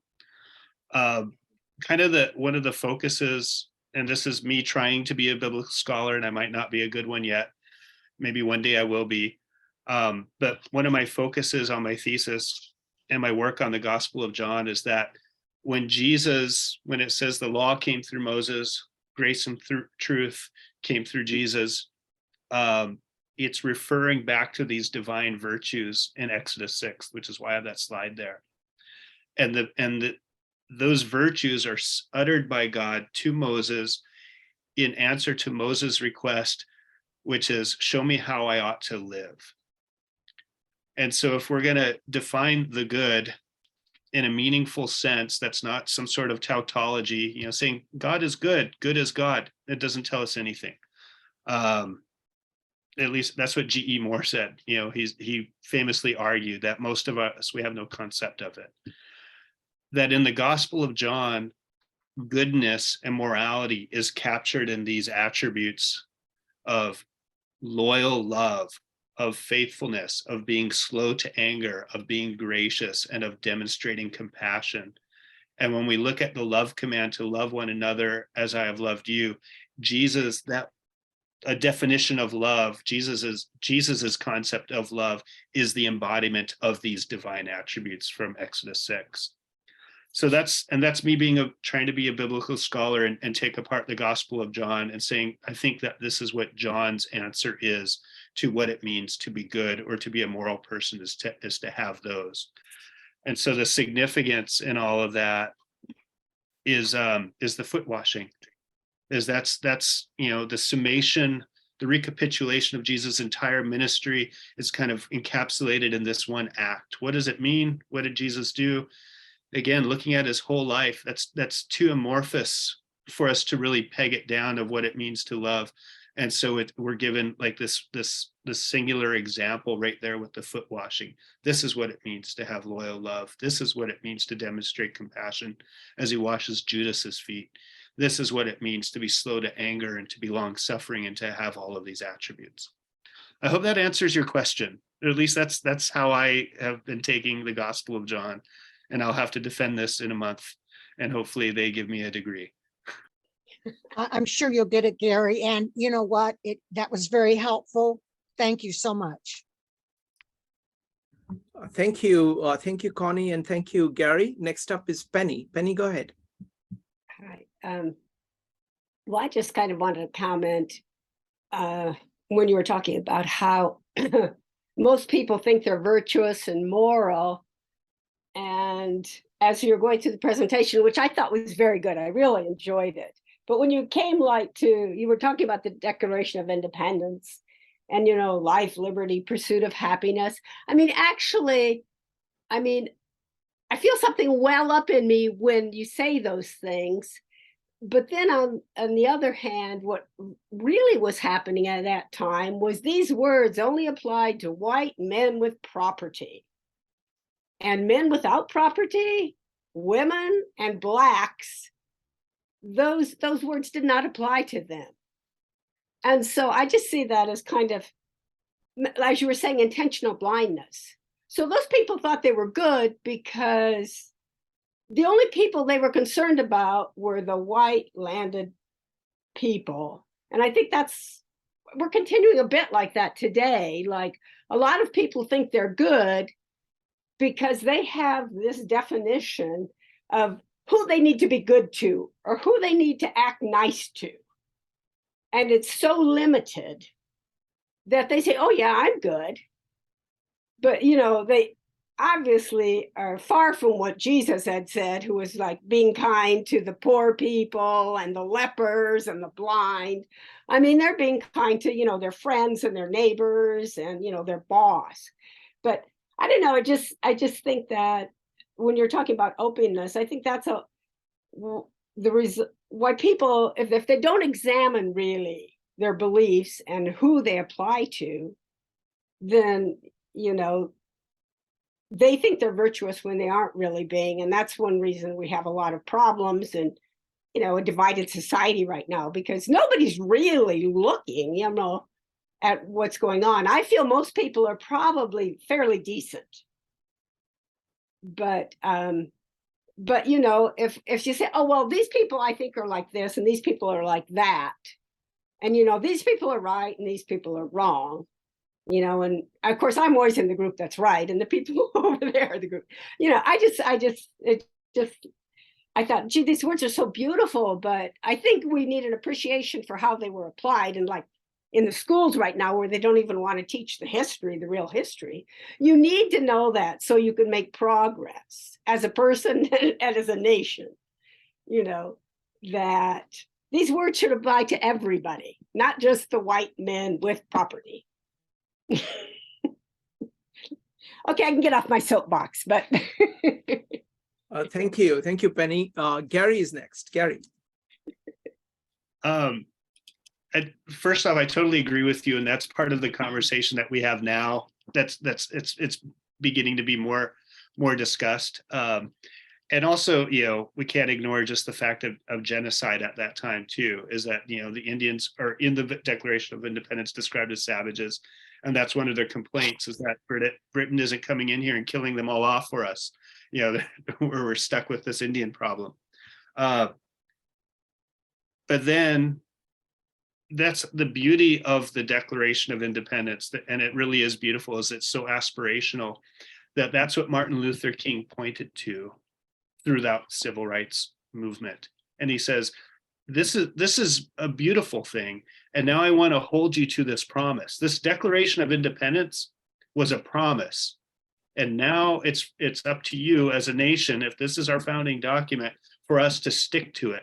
And that includes me, that includes the poor people, that includes the Black people, the people of color, that includes all of this. If you say all men are created equal, I'm going to hold you to it. And so, and I thought that his approach, right now, we have this very strong approach to morality, a critical theory approach, which is really good for pointing out what's wrong. Not always does it come up with very many solutions. It's really great for noticing differences and noticing disparities and class struggles and all this, and to say what's wrong in society. The beauty of what Martin Luther King was doing is he's saying, I'm giving you the solution, and it's your solution. These are your founding documents. I'm holding you to your promise right here, right now. And so, yeah, I still well up when Shrikant is going over it. I do well up with a sense of pride. It's like, because it's kind of this magical thing, and then I want us to do that. I want us to live up to that. And I think that's also the idea of what we should be, how we should be responding to the gospel. Is we should look at what Jesus is doing, not just feel the shame and this guilt and this finger pointing about how we're not, other people aren't there, but we should like see the aspiration and just say, I want to be that. I want to do what he did. That's my response. I hope that's helpful. Yeah, no, that's very good. As I said, I love those words, like you say, it wells up in me, but then at the same time, you realize that, there's a long way to go before this aspiration becomes reality. Thank you, Penny, and thank you, Gary. And I would say that words are very powerful. And the purpose of the words, whether in the gospel or in the Declaration of Independence, is to make them into flesh. And if you look at the history of America or history of Christianity, it is those people who actually understand the words and bring it to a larger and larger group of people are the ones who transform the world. When Jesus is speaking those words are not embodied in the flesh of people around him. And it takes a lot to say that, okay, those words of Jesus are wrong because people around him are not like that, or the disciples don't actually hold them. That is to miss the point. Because in the beginning was the Word, And these words, just like the Declaration of Independence, it has served as a beacon for waves and waves of increasing of freedom in America, first, to women, to people who did not have property, the people who were not white, people who were immigrant. It has spread, and it has spread across the world. And nothing is free. Nothing was free in the Christian world either. And people died, people were crucified, but they still did it. So I think, that's what words are. And that is the power of the words. And the power of the words can only be carried out by individual people committing themselves, like Martin Luther King. You need to do that. Each of us needs to do that. And that's the only way those words become reality. You can't simply say, oh, the words have not become reality, so the words are not. No, it's you. It's each of us who have to make that real in our lives. That's how both the words of the Declaration of Independence and the words in the Gospel of John work. As best as I understand, that's my understanding of words. That's the power of words. Regardless of the situation, they still survive. And worse the situation, the more you need the words. The immigrants, why are they coming here? Because their situation is much worse. They're coming for the words because they can make, and they actually do take actions that increase the power of those words in the world. So that's what I would say. Next up, I don't know, does that relate to what you said, Penny? Yes. Thank you, Penny. Next up is going to be Nalini, followed by Joe. Nalini. Again, not very good at this, but I was a little bit confused and maybe I didn't understand it. This is going back to where it said that Jesus wants to save, I guess, only people who want to be saved. So is that what I understood correctly? Or I always thought that Jesus loved everyone and was there for everyone. Maybe I am wrong in understanding that. It just was very confusing to me. And also maybe because coming from the Indian background and the Indian philosophy where God loves everyone, I don't know if that has something to do with my thinking. I don't know. So I just wanted a clarification on that. Go ahead, Gary. Actually, I think you're right, especially since, like, the most popular verse in all the Bible is John 3:16. For God so loved the world, and the word there is cosmos, not just, it's a very expansive, the entire world system. And then in Romans, it comments on that and says that the actual creation, the planets, the stars, all of creation is moaning and groaning, waiting for a redemption. That God's love is so expansive. It's not just for individual people. It's not just a moral love. It's a love for the whole created order. That he had such an overwhelming, abounding love that he gave his son, that whosoever should believeth in him should not perish. Contrast that with how John 1 opens, where Jesus comes into the world and the world is just so absolutely blind that it can't even see him. And that's that being able to be saved. The offer is there and it's in your face. And if you can't see that wisdom is embodied right before you, it's like you can't be saved. You know, it's like, or they're not able to accept that salvation. They're not able to live that eternity living. And that's kind of this tension that's taking place throughout the gospel. I hope that answers your question a little bit. It's just like, as people, we're in this, no, it doesn't. No, it God doesn't. really does, but we're also in this moral darkness that he's trying to shine the light on. And for some reason, we don't see it. Let me put it in my own words, and maybe that will help. So God loves everybody. Mhm.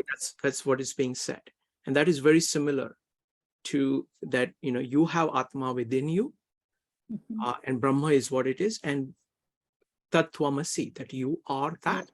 Mhm. Okay, and that is true in Gospel of John as well. Mhm. But you can be attached to things so that you can forget your own Atma. And if you're attached to that, attached to things, and forget your own Atma, the core of you, you're going to be away from the core of you. You're going to be away from God. So you have to choose to focus on the core of you. You have to choose to focus on God. And I think that is similar in Gita, as best as I understand it, and Gospel of John. All it is saying, it's like the idea is that the love is raining on you. Mhm. But you have to say yes. You are, like the way in which Yogeshwar puts it is beautiful. It's the ocean, Brahma is the ocean, and you are a Mhm. drop of the ocean. Mhm. But if you think you're salt and stand apart from the ocean, you can try to do that. You can do that. That's your choice. And then you are actually part of the ocean, but you will not realize that. You will be blind to that. So saying yes to Brahma, saying yes to God from the core of you Mhm. is necessary to accept the grace. The grace is raining on you, but you have to say yes to it. That is what, I don't know whether it helps. No, I- that helps. That definitely. But I think I'm struggling that he would save only who want to be saved, and not people. Maybe it's my, like we say, ego. The ego, which doesn't allow me to ask for being saved, I guess, or to be saved. I am struggling with that. Then why wouldn't God just save them also, even though I am not a person who is asking to be saved? And maybe I am egotistic. Maybe I think, oh, he doesn't need to save me. I am fine. Because, as Gary said later on, or not later on, but I'm sorry, and it says that God loves the entire world. So I don't know. Maybe I'm just struggling with that. Yes, I mean, But I understand what you said about. That was a beautiful analogy that to that the ocean is there, right. And if you want to be only salt, then nobody can do anything. Then you are Exactly. standing. Yeah, I mean, another way of using the analogies, and then we will go to Joe, is the question is looking at it as light. God is light. Light is raining on you, but you can turn your back, and then you will see only darkness because you're refusing to see. Or you can close your eyes and you can say, no, I'm fine. What's this light? No, I don't want that. So let's see. Let's go to Gary and then Joe, followed by Evanique. Gary, go ahead. Thank you. I actually, every time we have this, I'm always waiting for Nalini to speak up because I love your comments and your questions, and I mean that sincerely. I don't know, but thank you. this word save it has a whole lot of for want of a better word, garbage, hundreds of years of garbage of Christian. We have our presuppositions and stuff that we bring into it that we can't see past. There was certainly a debate early on in Christianity that God's salvific work, his work of salvation, many people believe he's going to save everybody regardless, that the whole world is redeemed. And that what's on offer in the Gospel of John is an opportunity to participate in God's redemptive act of the world.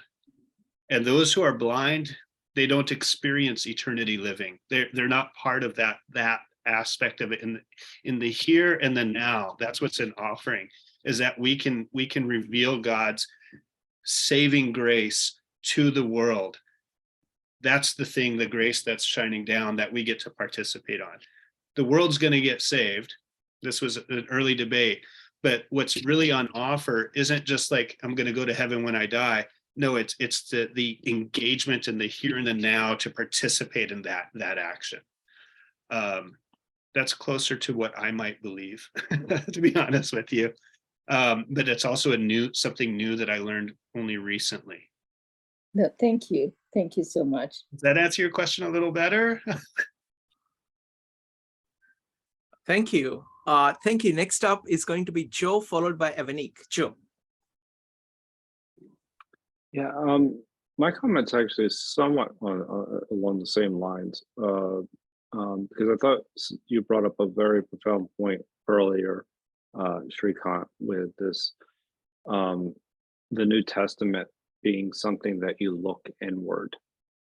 That is profound, and then it kind of gets back to what Penny was saying, or kind of alluding to, is this idea: if you really see yourself as a child of God, right, and you see God inside yourself, then there's no other way to be in the world, if you truly believe that, than to love and see the God in everyone else. That's if you truly believe that. And so and I had not necessarily really thought of it from that perspective. And in that way, I see some very strong parallels to the Gita in that particular instance. So I thought that was that was worth mentioning again, because again, yeah, I think if no matter what period of time, that if people were truly living the words of Christ, then they would not have persecuted other individuals. Thank you. Joe, can I make a comment? No, please go ahead. Thank you. So I think the statement that law came through Moses, but grace and truth came through Jesus Christ, I think captures it beautifully, because that's really the heart of it. Because Moses, like if you look at it, I mean, there are these beautiful statements of it, like in Shema that Gary has pointed out. But if you look at like Leviticus, it's like I think 633 ways of what you should not do. Like that's very much saying that, okay, look, let's not harm anybody. Okay, that's important. It's very important. Let's not harm anybody. Now, grace and truth is moving the locus inward in two ways. One, it is moving the locus inward in the matter of truth and in the matter of grace. In the truth, what it is doing is that it is saying, you focus on the word, which captures the truth. And you focus on it in your mind. That is being born from above, born right here in your head. And reworking your life based on truth. So it is very much of an internal thing. It's like use your mind to understand the truth through the word, and then make it into flesh, turn the word into flesh in your life. Right. Okay, so it is very much kind of internal in that sense. Grace is another sense in which it is profoundly internal. Grace is raining on you, and you're responding to that. You're responding to that love that is raining on you, and that is how you are facing God. You are facing the word. You are facing others around you. So it is from your heart that is flowing out. So it is from your heart, from your mind, from within you, that you are creating this new world, which is, God on earth, which is saying, bring that reality, make it real in your own life and in the lives of people around you. But it is flowing from within. It's the living water that is coming from within. Please go on, Joe. Yeah, no, and this is what carries you through the most challenging moments of your life to do the right thing, which allows you to to lay down your life. So and even just the little things like I'm going to defend this person, or and just do those little things in life that nobody else will do. That's what carries you through. You kind of know that Christ sacrificed himself, that you can endure whatever else is going on. So that's all of these terms, the beautiful thing about it is that they apply at every scale. So lay down your life, sacrifice, which is there. It applies to everything that you do. It is like, are you willing to give up things in your life that are not pointed towards the truth? Right? Are you, for this grace, for this love, for the truth, are you willing to give up things that you're used to? Now, if you have that approach, you see, that foundation, if you say, yes, I'm going to do that all the time, that is very different from saying I'm the most moral person. Because you're saying I'm the most moral person, whatever it is that I'm doing, whatever it is that I feel, whatever it is that I think is God. It's a false God, which you are holding on to. And you basically made yourself into God. And in the process, you're turning your back towards truth, which is there for you to get anytime you want, but you're saying, no, I'm fine. No, thank you. That's what you're saying. Go ahead. And that goes back to turning your back on the light. What you were just saying, I always, I'm forgetting. Nalini. Forgive me. But turning away from God versus turning towards God. Thank you. I'm so sorry about that. Thank you. Next up is going to be Katie, followed by Evanique. Katie. Yeah, I really liked how you were contrasting with Moses, because that I went to a Bible study the other day, and they were talking about how the people were saying we're disciples of Moses, but we're not sure whether who Jesus really is who he says he is. And I think that's great that it connects it really to the breaking of the Sabbath rule, because that's the disciples of Moses. The following the law strictly and following, versus Jesus being more about the function of the law. Wonderful. Thank you, Katie. Okay, I'm going to take this opportunity to defend the view of wisdom in the Old Testament.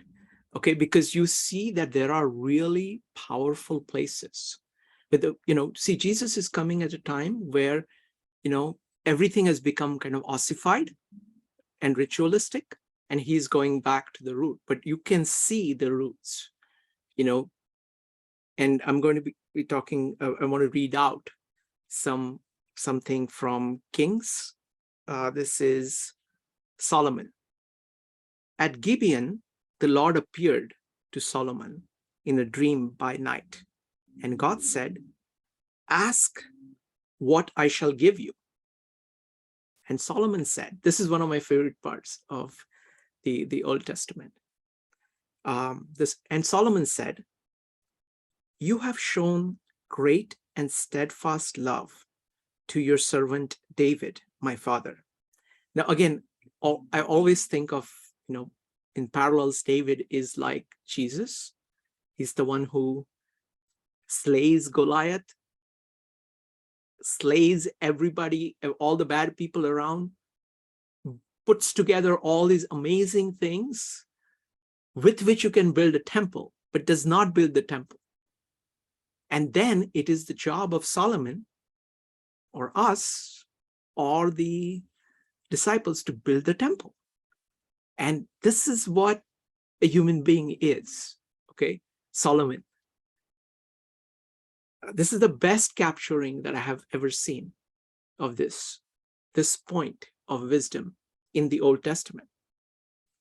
And Solomon said, you have shown great and steadfast love to your servant David, my father, because he walked before you in faithfulness, in righteousness, and in uprightness of heart towards you. And you have kept for him this great and steadfast love, and have given him a son to sit on his throne this day. And now, O Lord my God, you have made your servant king in place of David, my father, although I am but a little child. See, I like this. This is the right approach. You're a child of God. You're but a little child.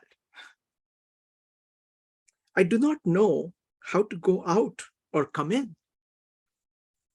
And your servant is in the midst of your people whom you have chosen, a great people, too many to be numbered or counted for multitudes. So we are surrounded by people. Okay, these are children of God. And you are but a little child. Give your servant, therefore, an understanding mind to govern your people, that I may discern between good and evil.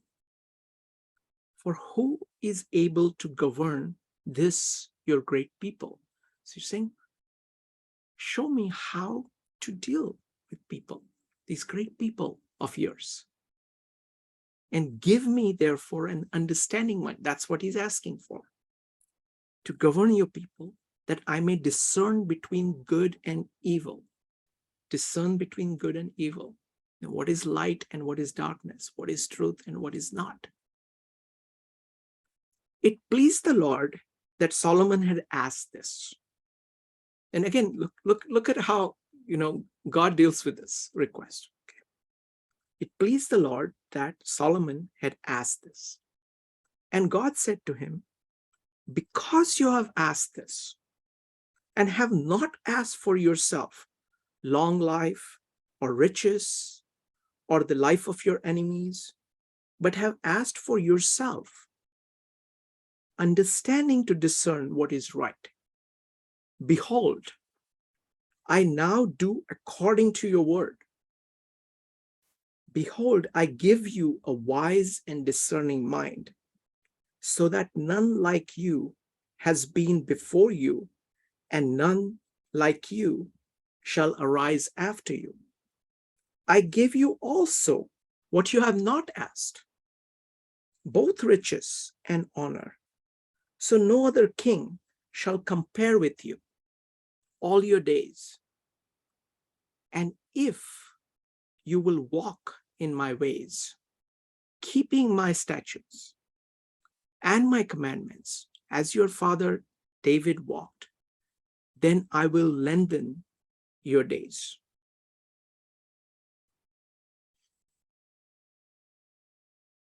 And Solomon awoke, and behold, it was a dream. Then he came to Jerusalem and stood before the ark of covenant of the Lord, and offered up burnt offerings and peace offerings, and made a feast for all his servants. So if you guys have any comments, you're welcome to do that. We'll start with Evanique. Wow, I that's so much to think about. When you were talking about, I'll just go backwards. So, Shrikant, when you were doing that passage, it just brought it home. You know, the wisdom of Solomon, and the thing is that Solomon was a child, right? He wasn't an adult. He didn't have this so-called wisdom of the elders, and I'm sure there were so many people talking in his ear at that time when he had to take the throne, that he just got so many different opinions, and he had to discern and to think about how he as a child knew to go to God and to say, help me, and the purity of that. And then I want to take a step further. If you go further in Kings, we of course know that Solomon strays, right? And it's because it becomes attached to the worldly things, to the women, to the riches, to the prestige. He falls into, in a sense, he falls a victim to adulthood, right? And I put that in air quotes because that's what most adults focus on is, the money, the riches, the power. So I just thought that was beautiful. I wanted to talk about what Nalini's question was, and I want to apologize to her personally because I think I'm the one that brought up Jesus saved who wants to be saved. And through your question, Nalini, thank you so much for it. I realized that maybe, just maybe, I said that wrong. And by maybe, I mean definitely. Because I think, now that I think about it, it's not that Jesus is saving only the people that want to be saved.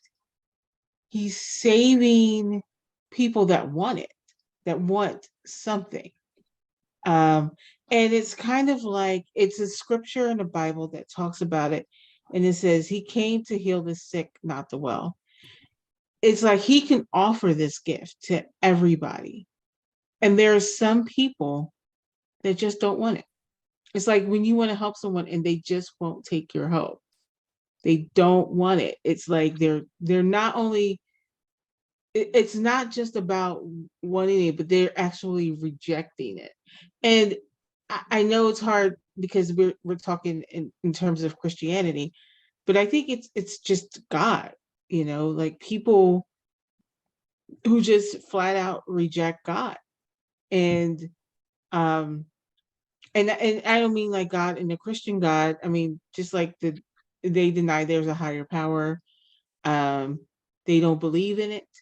And if how can you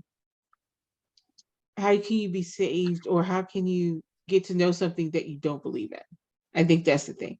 So I think instead of saying, be saved, I think it's more like, if you want to know Christ, or if you want to know God in a universal sense, it's there. You can learn about it. And to me, I say, don't get caught up in Christianity, because I know a lot of Christianity talks about heaven and hell and, this comparison. And I think a couple of weeks ago, I don't know if you were in that one, Nalini, Gary talked about the eternal,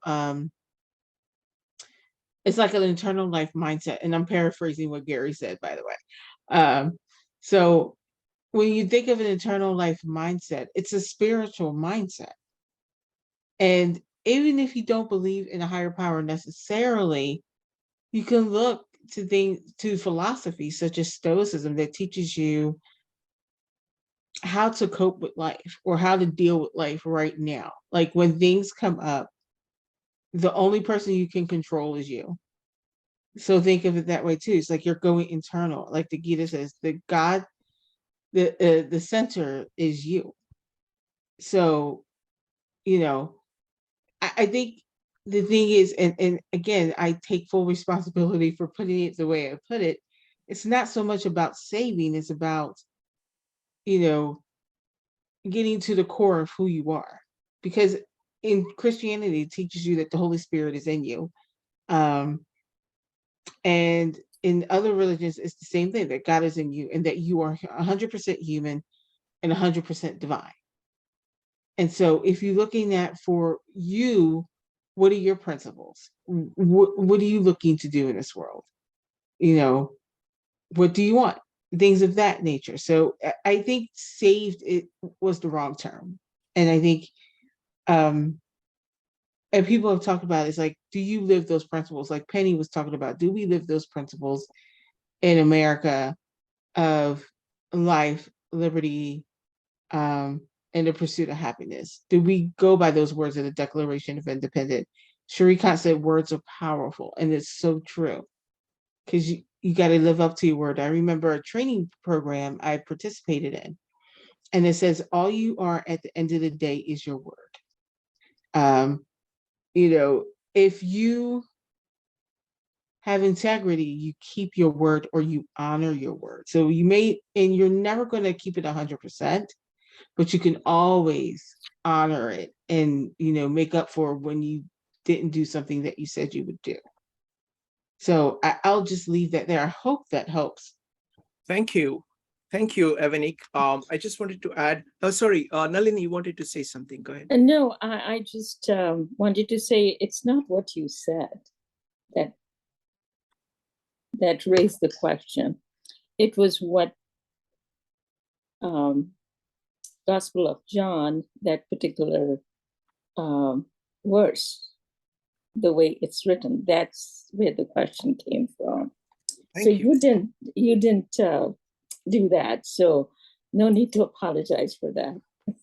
But you actually helped me tremendously, and actually I just wanted to thank all of you, because it was a wonderful presentation and a wonderful discussion, and I'm enjoying it and learning a lot. Wonderful. Thank you, Nalini. I wanted to make one more point. See, what happens is that just like the Declaration of Independence, even this Gospel of John has the same issue. You look at the way in which religion has been used, and it's not just Christianity, the same thing with Hinduism, the same thing with, every religion. There are always people who are going to use it as a weapon for something else. And I think the beautiful thing about words is that anybody who wants, the words are there. You can go back to them, grasp their original meaning, retrieve that original meaning, and go from there. So thank you. All right. Any comments? Gary, any thoughts about Solomon?